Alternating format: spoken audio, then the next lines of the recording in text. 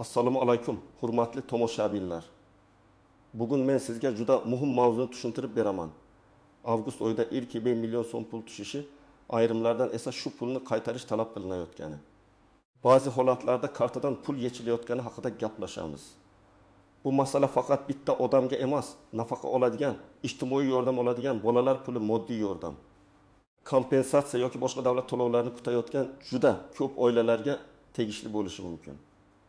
Agar sizning kartangizga kutilmagan pul tushgan bo'lsa, kimdir qaytarib bering desa, yoki kartangizdan pul yechilganini ko'rsangiz, shoshilmang. Avval nima uchun tushganini, kim tomonidan o'tkazilganini, hujjatda qanday ko'rsatilganini aniqlash kerak. Men bugun oddiy tilda misollar bilan kim xavotir olishi kerak, kim xavotir olmasligi kerak, qanday hujjat yig'ish kerak, qayerga murojaat qilish kerak, hammasini tushuntiraman. Kanalga hoziroq obuna bo'ling, videoga like bosing, chunki bu ma'lumot sizga ham, yaqinlaringizga ham pulingizni himoya qilishda kerak bo'lishi mumkin. Avval qanday edi? Odatda davlat tomonidan beriladigan ijtimoiy to'lovlar aniq tartib asosida tayinlanadi. Masalan, bolalar nafaqasi, kam ta'minlangan oilalarga moddiy yordam, pensiya, nogironlik nafaqasi, o'quvchisini yo'qotganlik pensiyasi yoki vaqtinchalik kompensatsiya kabi to'lovlar ariza. Ma'lumotlar bazasi oila daromadi, mulk holati, bola soni, yashash joyi va boshqa mezonlar asosida ko'rib chiqiladi. Tayinlangandan keyin pul kartaga yoki pochta orqali beriladi. Oldin ko'pchilik odam faqat bitta narsani bilar edi. Pul tushdimi? Demak menga tegishli. Lekin amalda har doim ham shunday emas. Ba'zan tizimda xatolik bo'lishi mumkin. Ba'zan hujjat kechikib yangilanadi. Ba'zan odamning daromadi oshgan bo'ladi. Lekin baza buni kech ko'radi. Yana ba'zan bir xil to'lov 2 marta hisoblanib ketishi, boshqa odamga tegishli pul adashib boshqa kartaga tushishi yoki oldin noto'g'ri tayinlangan yordam keyin qayta tekshiruvda aniqlanishi mumkin. Endi nima o'zgardi? Hozir to'lovlar ko'proq elektron tizimlar orqali tekshirilmoqda. Bank kartalari, soliq ma'lumotlari, pensiya jamg'armasi, mahalla, ijtimoiy himoya tizimi, kadastr, bandlik, ish haqi va boshqa bazalar bir-biriga bog'lanib boryapti. Shu sababli oldin ko'rinmay qolgan holatlar endi tezroq aniqlanishi mumkin. Masalan, oila kam ta'minlangan deb moddiy yordam olgan, lekin keyin oiladagi bir kishi rasmiy ishga kirgan yoki bolalar puli tayinlangan paytda daromad past bo'lgan, keyin tadbirkorlikdan tushum ko'paygan yoki bir bolaga 2 xil joydan to'lov hisoblangan. Ana shunday vaziyatlarda tizim ortiqcha to'lov deb ko'rsatishi mumkin. Eng ko'p savol shuki, agar menga 1 million so'm tushgan bo'lsa, keyin uni qaytarishim shartmi? Men bu savolga bitta so'z bilan javob bermayman. Chunki vaziyatga qarab farq qiladi. Agar pul sizga qonuniy tayinlangan bo'lsa, uni hech kim asossiz qaytarishni talab qila olmaydi. Agar pul xato o'tkazilgan bo'lsa yoki sizda haqiqatan ortiqcha to'lov yuzaga kelgan bo'lsa, unda qaytarish masalasi ko'tarilishi mumkin. Muhimi har qanday talab og'zaki gap bilan emas, rasmiy asos, hujjat, qaror yoki bildirishnoma bilan bo'lishi kerak. Men birinchi navbatda kartaga tushgan pulning manbasini aniqlashni maslahat beraman. Kartada kirim bo'lib ko'ringani bilan hamma pul bir xil emas.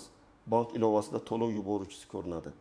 Ba'zan pensiya, ijtimoiy to'lov, mahalla, budjet, kompensatsiya, nafaqa, xazna kabi yozuvlar chiqadi. Ba'zan esa faqat tranzaksiya raqami bo'ladi. Mana shu joyda odamlar xato qiladi, pulni ko'rib darhol ishlatib yuboradi. Keyin qaytaring degan talab kelganda qiyin ahvolga tushadi. Masalan, birinchi holatni olaylik. Bir ayolning 3 nafar farzandi bor. U bolalar pul olish uchun ariza bergan. Arizasi tasdiqlangan. Oyma-oy pul tushib kelayotgan edi. Avgust oyida kartasiga 2,5 million so'm tushdi. U bu avgust oyi uchun nafaqa deb o'yladi. Agar bank ilovasida to'lov maqsadi bolalar nafaqasi bo'lib ko'rsatilgan, mahalla yoki ijtimoiy himoya organida ham to'lov tasdiqlangan bo'lsa, bu ayol xavotir olmasligi mumkin.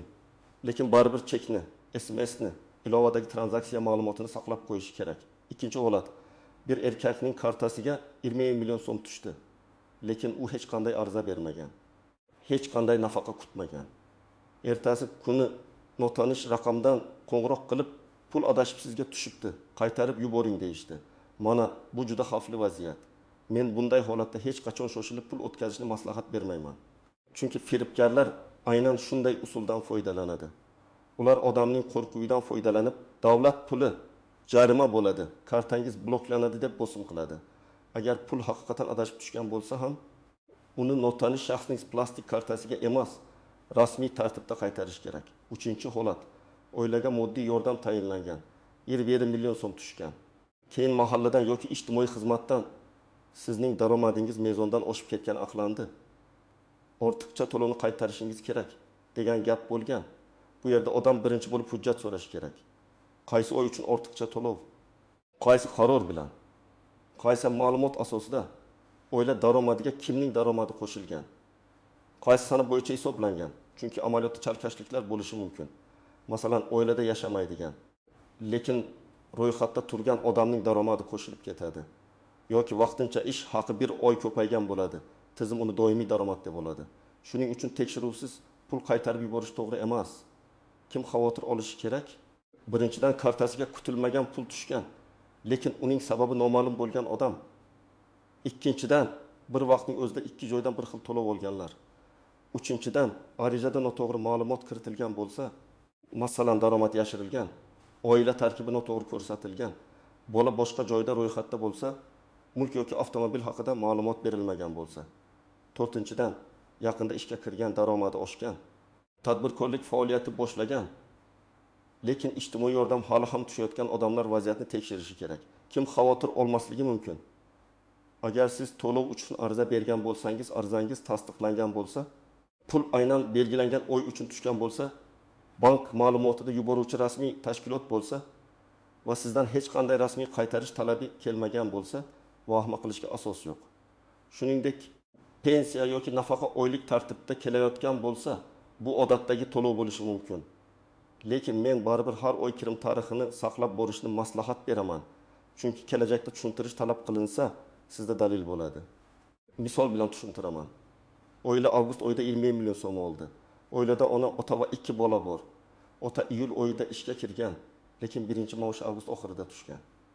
Tizim esa avgust boshida hali eski ma'lumot bo'yicha yordamni o'tkazgan bo'lishi mumkin.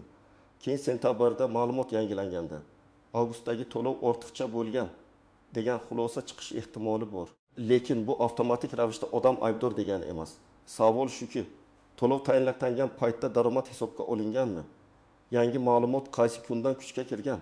Oilaning o'rtacha daromadi me'yorlaridan oshganmi? Buni hujjat bilan ko'rish kerak. Yana bir misol. Pensiona ayolning kartasidan ma'lum summa yechilgan. U davlat bergan 20 millionni qaytarib olib qo'ydi deb o'ylagan. Aslida esa kartasida oldindan kredit qarzi, aliment qarzi, ijro hujjati, bank komissiyasi yoki avtomatik to'lov bo'lishi mumkin. Kartadan pul yechilsa, darhol sababini bankdan aniqlash kerak. Har bir yechimning kodi va izohi bo'ladi. Pul yechildi degan SMS yetarli ma'lumot emas. Bankdan tranzaksiya tafsilotini oling. Kim yechdi, qaysi asosda, qaysi hujjat raqami bilan, qaysi tashkilot foydasiga. Endi eng nozik masalalarga o'tamiz. Birinchi nozik joy, davlat to'lovi bilan bank qarzi aralashib ketishi. Ba'zi odamlar ijtimoiy yordam kartasiga pul tushganda, bank avtomatik ravishda kredit qarzini yechib olganini ko'radi. Odam menga berilgan yordamni tortib olishdi deb o'ylaydi. Aslida bu bank shartnomasi qarzdorlik, avtoto'lov yoki ijro hujjati bilan bog'liq bo'lishi mumkin. Lekin hamma ijtimoiy to'lovlarni ham bemalol yechib olish mumkin degani emas. Ayrim to'lovlar bo'yicha cheklovlar bo'lishi, ayrim hollarda undirish tartibi alohida bo'lishi mumkin. Shuning uchun bankdan ushbu yechimning huquqiy asosi nima deb yozma javob talab qiling. Ikkinchi nozik joy, og'zaki talab.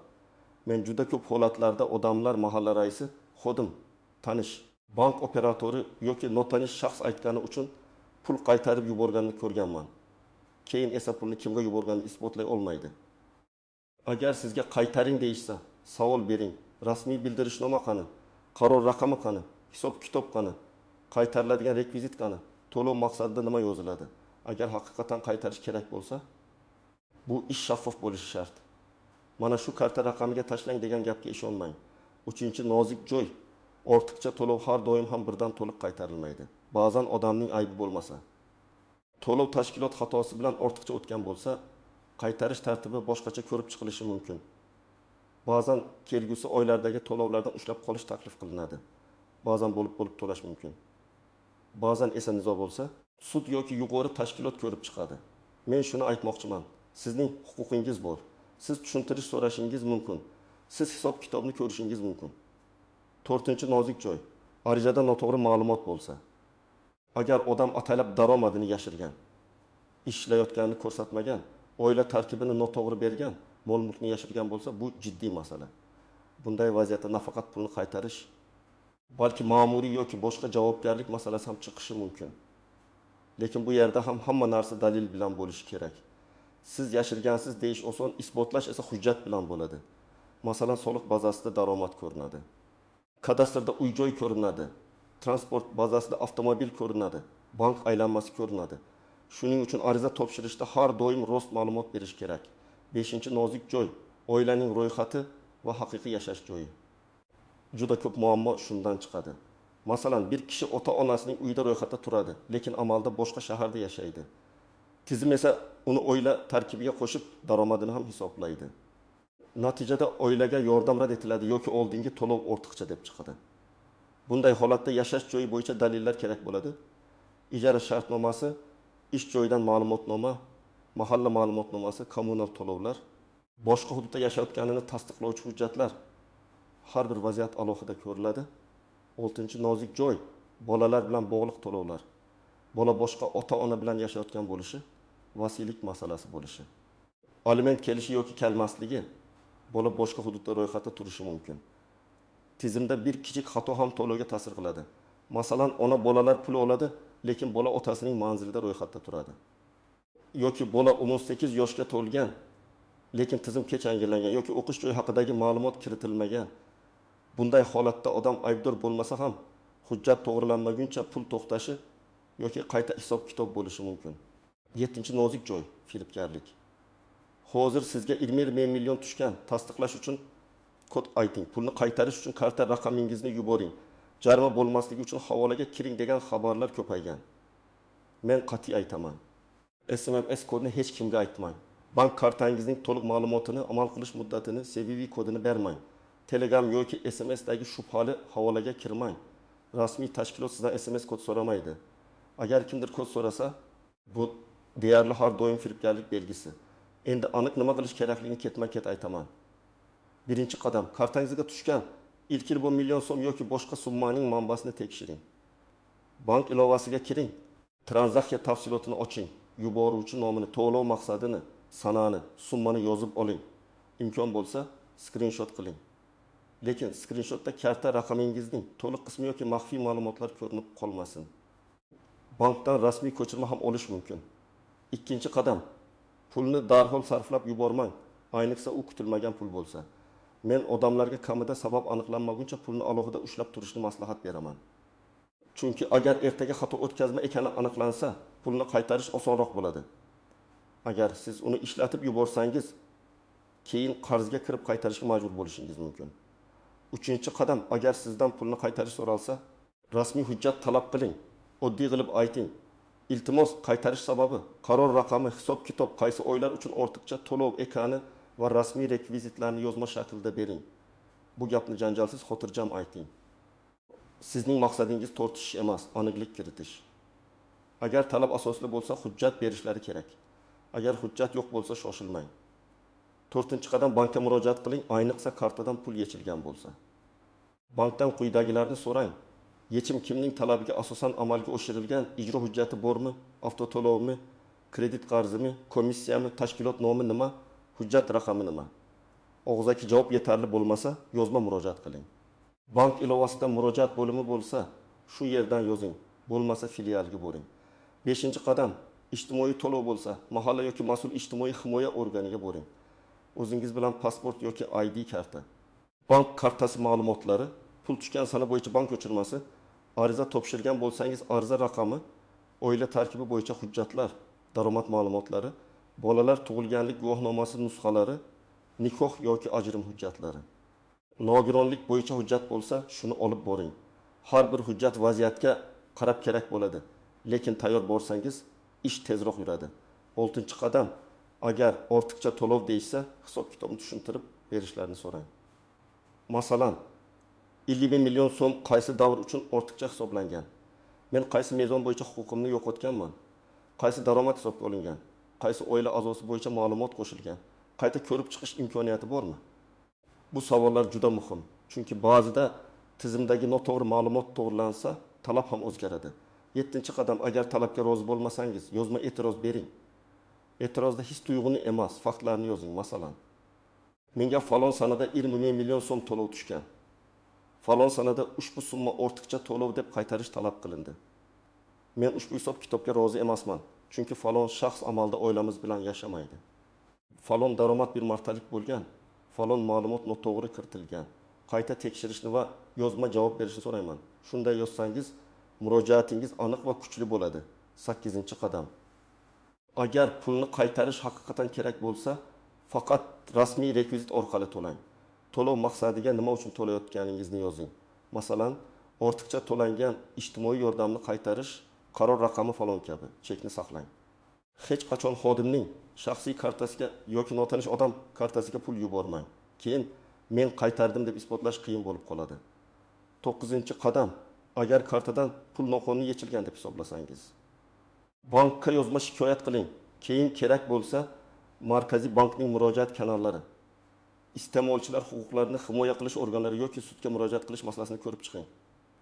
Agar firibgarlik belgisi bo'lsa, ichki ishlar organlariga ariza bering. Arizada telefon raqamlari, xabar matni, skrinshotlar, karta operatsiyalari, sana va vaqtni ko'rsating. 10-qadam. Kelajakda bunday muammo bo'lmasligi uchun ma'lumotlaringizni toza yuriting. Oila tarkibi o'zgarsa, bola tug'ilsa, ajin bo'lsa, ishga kirsangiz, daromad o'zgarsa, boshqa joyga ko'chsangiz, mulk sotib olsangiz, tegishli joylarda ma'lumotni yangilang. Ko'pchilik buni aytmasam ham bo'ladi deb o'ylaydi. Lekin elektron tizim baribir keyin ko'radi. Keyin esa oldingi to'lovlar qayta hisoblanib odamga og'ir bo'lib tushadi. Men yana bir muhim narsani ta'kidlayman. Har bir odam o'z holatini alohida tekshirish kerak. Internetda kimdir? Hamma men 5 millionni qaytaradi desa ham bu to'g'ri bo'lmasligi mumkin. Boshqa birov hech kim qaytarmaydi desa ham bu ham noto'g'ri bo'lishi mumkin. Qonuniy to'lov bo'lsa, sizning huquqingiz bor. Xato to'lov bo'lsa, tashkilotning ham qaytarishni talab qilish huquqi bo'lishi mumkin. Farq hujjatda, asosda va hisob kitobda. Agar siz keksa ota-onangiz, nogironligi bor yaqinlaringiz yoki moliyaviy masalani yaxshi tushunmagan qarindoshlaringiz uchun javobgar bo'lsangiz, ularning kartalarini ham tekshirib turing. Juda ko'p hollarda aynan pensionerlar va oddiy odamlar firibgarlar nishoniga aylanadi. Ularga SMS kodini aytmaslikni, notanish havolaga kirmaslikni, pul qaytar degan odamga darhol ishonmaslikni tushuntiring. Bu oddiy maslahatdek ko'rinadi. Lekin ko'plab oilalarni katta zarardan saqlaydi. Yana shuni biling, pulingiz kartadan yechilgan bo'lsa, hammasi tugadi deb o'ylamang. Transaksiya izsiz ketmaydi. Bankda har bir operatsiyaning izi bor. Agar ijro hujjati bo'lsa, ijro organidan ma'lumot bo'ladi. Agar kredit qarzi bo'lsa, shartnomada asos bo'ladi. Agar texnik xato bo'lsa, bank tekshiruv o'tkazishi mumkin. Siz faqat vaqtida murojaat qilishingiz, hujjatlarni yig'ishingiz va og'zaki gap bilan cheklanmasligingiz kerak. Xulosa qilib aytaman, avgust oyida 20 million so'm yoki boshqa summa kartangizga tushgan bo'lsa, avvalo uning manbasini aniqlang. Agar pul sizga qonuniy tayinlangan bo'lsa, asossiz qo'rqmang. Agar qaytarish talabi bo'lsa, rasmiy hujjat, hisob-kitob va rekvizit so'rang. Agar kartadan pul yechilgan bo'lsa, bankdan to'liq izoh oling. Notanish odamga shaxsiy kartaga SMS kod so'raganlarga ishonmang. Men sizga ekspert sifatida eng asosiy maslahatni beraman. Pul masalasida har bir qadam hujjat bilan bo'lsin. Shunda siz o'zingizni ham, oilangizni ham himoya qila olasiz. Kommentariyada yozing. Sizga avgust oyida 20 million so'm tushdimi, qaytarishni so'rashdimi? Kartangizdan pul yechildimi? Tajribangiz boshqalarga ham yordam beradi. Videoga like bosing. Kanalga obuna bo'ling va bu ma'lumotni yaqinlaringizga ham yuboring.